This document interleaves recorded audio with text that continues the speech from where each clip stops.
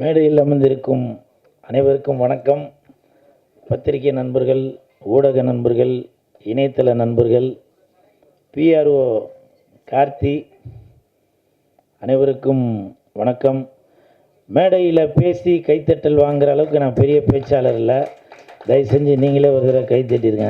நன்றி நன்றி. இந்த கைத்தட்டல்கள் அனைத்தும் வஞ்சி அந்த படத்தோட டீமுக்கு தான் போய் சேரும்.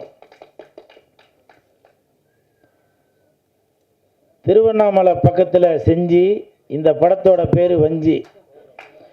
திருவண்ணாமலை பக்கத்தில் செஞ்சு இந்த படத்தோட பேர் வஞ்சி. குழம்புக்கு போடுவாங்க இஞ்சி, குழம்புக்கு போடுவாங்க இஞ்சி.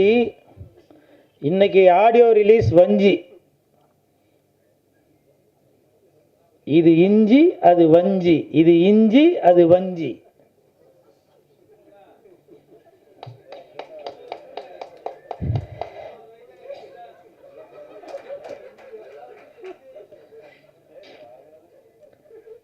வஞ்சி அந்த படத்தோட தயாரிப்பாளர் விமலா ராஜநாயகம் அவர்களுக்கு என் மனமார்ந்த வாழ்த்துக்கள். மேடம், நீங்கள் 3 படம் தயாரித்து கதை சொன்னீங்க. 4வது படத்தில் என்ன தான் கதாநாயகனாக போட போகிறதா வெளியில் சொன்னீங்க.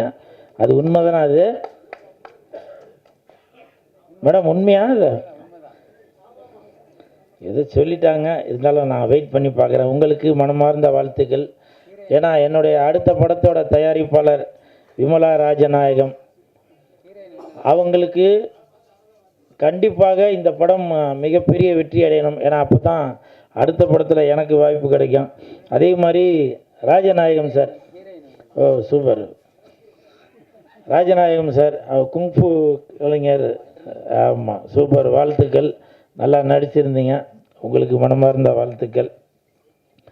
ராஜேஷ் சார் அவங்க இயக்கி கதாநாயகன் நடிச்சிருந்தீங்க, சூப்பர். இங்கே நிறைய பேர் கேரளா தான் இருக்கிறாங்கல்ல, எல்லாம் சக்கப்பழம், புட்டு, கொண்டக்கடலை.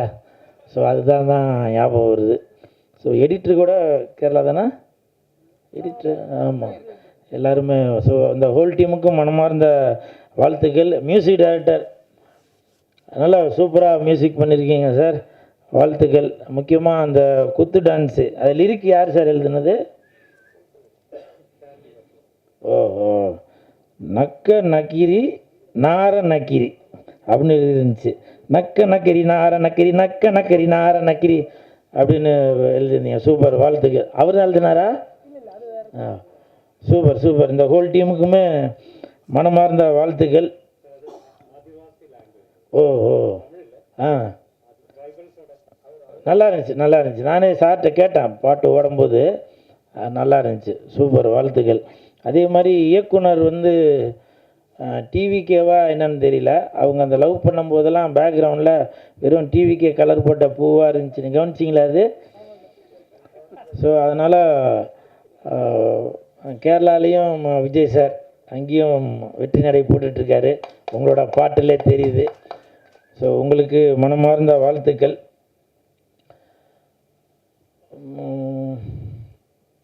இப்போ சமீபத்தில் பாக்கியராஜ் சார் அவங்க இறந்துட்டாங்க. அவருடைய மறைவுக்கு நான் முருங்கைக்காய் எடுத்துகிட்டு போயிருந்தேன். அது பயங்கர விமர்சனம் ஆச்சு. எனக்கு மனசு கேட்காம பாக்கியராஜ் சாரோட மகன்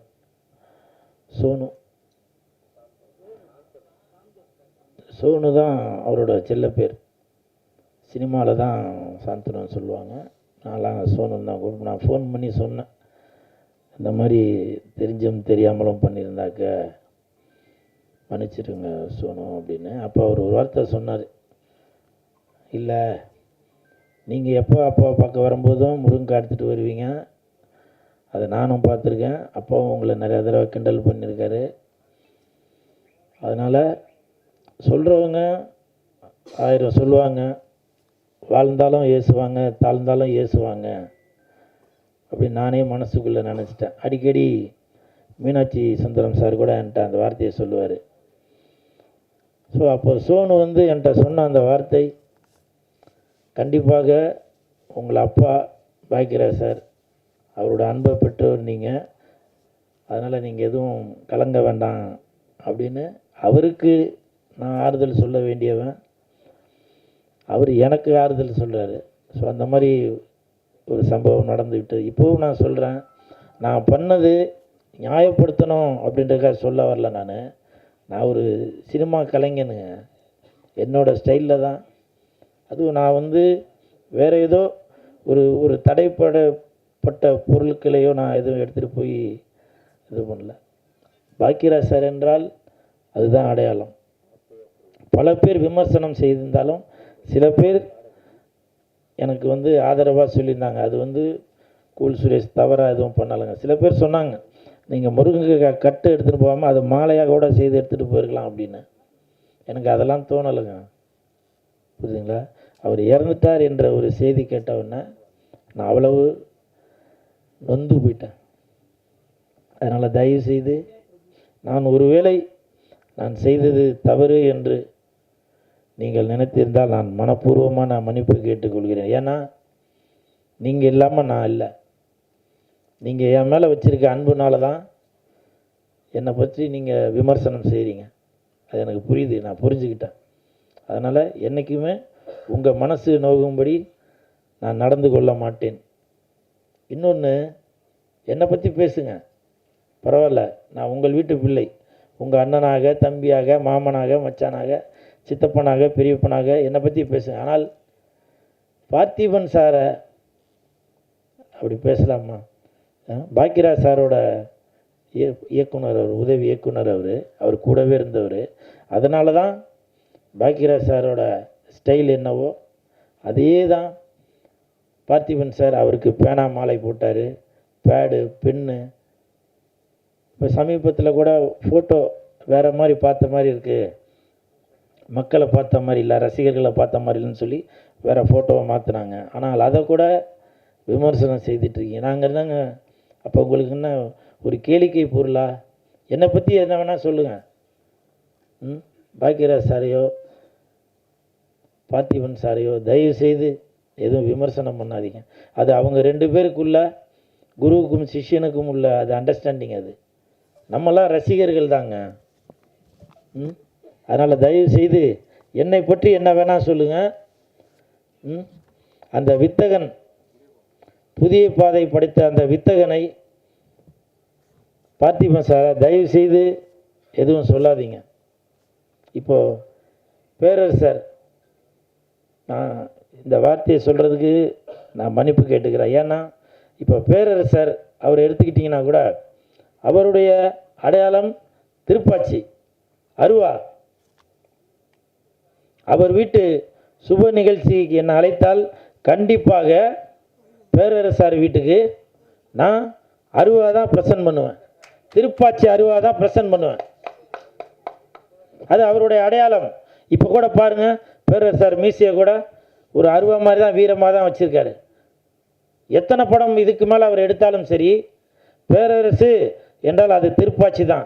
அந்த வீரமான அந்த அருவா தான் ஞாபகம் வரும். இதை நான் மட்டும் சொல்லலை. 2 நாளைக்கு முன்னாடி ஒரு வீடியோ ஒன்று பார்த்தேன்.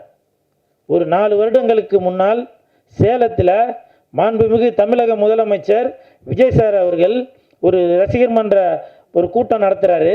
அந்த கூட்டத்துக்கு தலைமை ஏற்பதாக தமிழன் பார்த்திபன் அவர்கள் ரசிகர் மன்ற தலைவராக இருந்த சேலத்தில் மாவட்டத்துக்கு உள்ளவர், அவரை கூப்பிட்டு அறிமுகப்படுத்தும் போது ரசிகர்களை பார்த்து சொல்கிறாங்க, நீ எந்த ஊர், நான் எந்த ஊர், முகவரி தேவையில்லை அப்படின்னு பாடிட்டு, தொப்புள் கொடி உறவா இல்லவே இல்லை அப்படின்னு பாடிட்டு, இது வந்து திருப்பாச்சி படத்தில் வர பாட்டு அப்படின்னு சொல்லி, அந்த இடத்துல கூட அந்த திருப்பாச்சி படத்தோட பேரை தான் மாண்புமிகு தமிழக முதலமைச்சர் விஜய் சார் அவர்கள் சொல்லிட்டு வராங்க.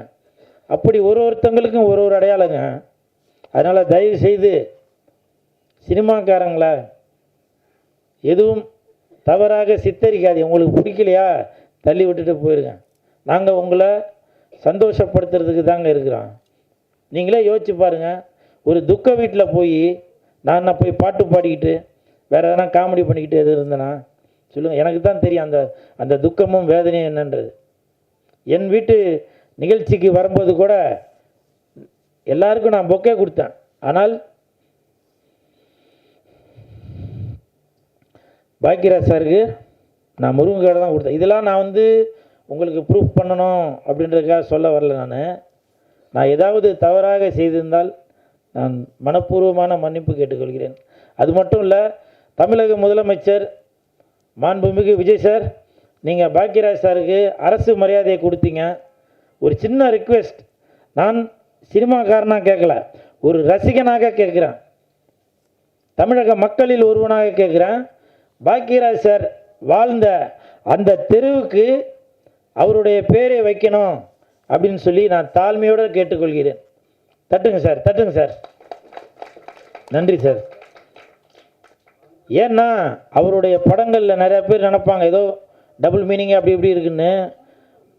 படத்தில் நடக்கிறது மட்டும் இல்லைங்க, நிஜ வாழ்க்கையில் நம்ம என்னென்ன செய்து கொண்டு இருக்கிறோமோ, ஒரு குடும்பத்தில் என்னென்ன நடக்குதோ அதை அப்படியே அப்பட்டமாக மக்களுக்கு வெளிக்கொண்டவர் தான் பாக்கியராஜ் சார் அவர்கள். அதனால் இந்த குடும்பங்கள் கொண்டாடும் பாக்கியராஜ் சாரை, தமிழகத்திற்கு பெருமை சேர்த்த பாக்கியராஜ் சாரை மாண்புமிகு தமிழக முதலமைச்சர் விஜய் சார் அவர்கள் பாக்கியராஜ் சார் வாழ்ந்த அந்த தெருவுக்கு அவரோட பேர் வைக்கணும்னு ரசிகர்கள் ஒருவனாக நான் தாழ்மையுடன் கேட்டுக்கொள்கிறேன். அப்புறம் நடிகர் பாவா லட்சுமணன் அவர்கள், அவர் உடல்நிலை சரியில்லாமல் நோய்வாய்ப்பட்டு தங்க இடமில்லாமல் இருந்தார். அந்த தகவல் எனக்கு தெரிந்தவுடன் நான் லெஜண்ட் சரவணன் சார்கிட்ட போய் சொன்னேன், இந்த மாதிரி உடம்பு முடியாமல் இருக்கிறாரு, அவருக்கு உதவிகள் தேவைப்படுது சார் அப்படின்னு. 2 லட்ச ரூபா பணம் கொடுத்தாரு. தாய் உள்ளத்துடன் 2 லட்ச ரூபா பணம் கொடுத்தாரு. பணம் கொடுத்தது மட்டுமல்லாமல், நீங்கள் வீட்டுக்கு போனதுக்கப்புறம், ஒரு வீடு வாடகை வீட்டுக்கு போனதுக்கப்புறம் உங்களுக்கு தேவையான அனைத்து பொருட்களும், வீட்டுக்கு தேவையான ஃப்ரிட்ஜு, மிக்சி, குக்கரு, எல்லா பொருட்களும், படுக்கிறதுக்கு பெட்டு, தலகாணி எல்லாமே நான் வாங்கி தரேன், நீங்கள் முதல்ல வீடு பார்த்து போங்க அப்படின்னு சொல்லியிருந்தார். இப்போ அவர் வீட்டுக்கு போனதுக்கப்புறம் இன்றைக்கி மத்தியானம் ரசிகர் மன்ற செயலாளர் சுதாகர்கிட்ட சொல்லி அவருக்கு தேவையான பொருட்கள் எல்லாமே வாங்கி கொடுங்க அப்படின்னு தாய் உள்ளத்தோட சொன்ன அந்த லெஜண்ட் சரவணன் அவர்களுக்கு என் மனப்பூர்வமான நன்றிகளை தெரிவித்துக் கொள்கிறேன். ஏன்னா புரட்சித் தலைவர் எம்ஜிஆர் ஐயா அவர்கள் எப்படியோ அதே மாதிரி சொன்னதை செய்து கொண்டு இருக்கிறார். அவருக்கு என் மனமார்ந்த நன்றி. லெஜண்ட் சார், நீங்கள் சினிமாவில் மட்டும் கதாநாயகன் இல்லை, நிஜத்திலும் கதாநாயகன். நீங்கள் செய்கிற நல்ல விஷயங்கள் நிறையா பேருக்கு வெளியில் தெரியாது. ஏன்னா இந்த கைக்கு கொடுக்குறது இந்த கைக்கு தெரிய வேணாம் அப்படின்னு பல பேர், பல குடும்பங்களுக்கு, பள்ளி குழந்தைகளுக்கு நீங்கள் பல உதவிகள் செய்துட்டு வரீங்க. நீங்கள் நீடூடி வாழணும். அதே மாதிரி இந்த செய்தியை தெரிந்தவுடன் மாண்புமிகு கல்வித்துறை அமைச்சர், செய்தித்துறை அமைச்சர் திரு ராஜ்மோகன் அவர்கள் உடனே எம்எல்ஏ ஹாஸ்டலில் ஒரு வீடு ஒன்று ஒதுக்கி அவருக்கு வந்து கொடுத்து இன்றைக்கி வந்து நான் ஒரு உடல் நலத்தோடு இருக்கிறாரு. அதனால் ராஜ்மோகன் சார், நீங்கள் இந்த விஷயத்தை கேள்விப்பட்டு உடனே ஒரு நடவடிக்கை எடுத்து அவருக்கு வந்து வீடு கொடுத்து தங்க வச்சுருக்கீங்க. இதுதான் நான் இப்போவும் நினைக்கிறேன், ஒரு நல்ல அமைச்சரைத்தான் தமிழக மக்கள் தேர்ந்தெடுத்திருக்காங்க. ஒரு நல்ல அமைச்சருக்கு தான் சரியான பதவியை மாண்புமிகு தமிழக முதலமைச்சர் விஜய் சார் அவர்கள் கொடுத்திருக்காங்க என்பதை நான் இந்த நேரத்தில் பெருமைப்பட்டுக்கிறேன். அது மட்டும் இல்லை, பாவா லட்சுமணன் அவர்களுக்கு உதவி செய்த அனைவருக்குமே நான் இந்த நேரத்தில் நடிகர்கள் சார்பாக மனப்பூர்வமான நன்றியை தெரிவித்துக் கொள்கிறேன். இன்னமும் நீங்கள் பல சேவைகள் செய்து கொண்டே இருக்கணும். டிவிகே தமிழக வெற்றி கழகம் இன்னும் மென்மேலும் பல உதவிகளை மக்களுக்காக செய்து கொண்டே இருப்பார் என்பதை இந்த நேரத்தில் தெரிவிக்கொண்டு, வருகை தந்த அனைவருக்கும் என் மனமார்ந்த நன்றி நன்றி நன்றி. இது இஞ்சி அது வஞ்சி, இது இஞ்சி அது வஞ்சி. நன்றி, வணக்கம்.